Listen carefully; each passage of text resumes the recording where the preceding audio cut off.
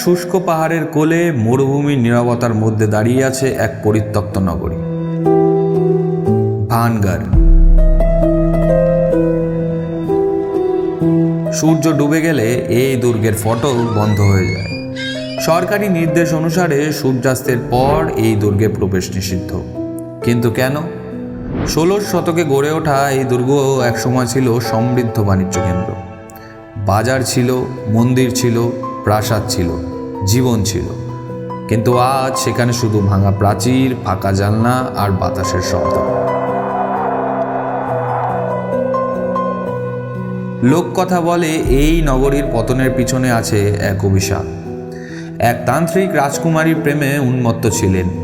প্রেমে প্রত্যাখ্যাত হওয়ার পর কালাজাদুর আশ্রয় নেয় ওই তান্ত্রিক, কিন্তু পরিকল্পনায় সে ব্যর্থ হয়। মৃত্যুর আগে নাকি সেই তান্ত্রিক উচ্চারণ করেছিলেন, এই নগরী ধ্বংস হবে, এখানে কেউ চিরকাল বসবাস করতে পারবে না। তারপর থেকে নাকি শুরু হয় যুদ্ধ, অশান্তি, মৃত্যুলীলা। নীরব হয়ে পড়ে ভানগড় দুর্গ।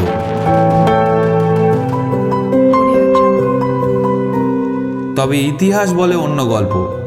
গবেষকদের মতে রাজনৈতিক অস্থিরতা, জলসংকট এবং ধীরে ধীরে জনশূন্য হয়ে পড়ে ভানগড়।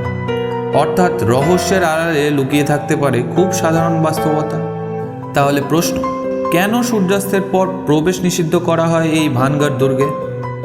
ভারতের প্রত্নতাত্ত্বিক সংস্থা আর্কিওলজি সার্ভে অফ ইন্ডিয়া এখানকার রক্ষণাবেক্ষণ করে।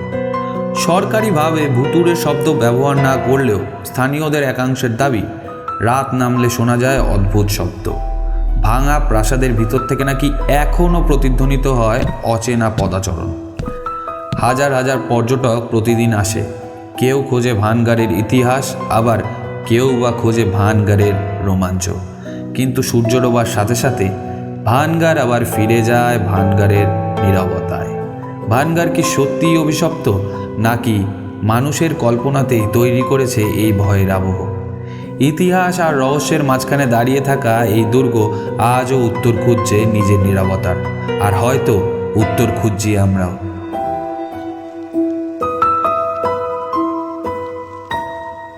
বিশেষ প্রতিবেদন, নিউজ ইন্ডিয়া।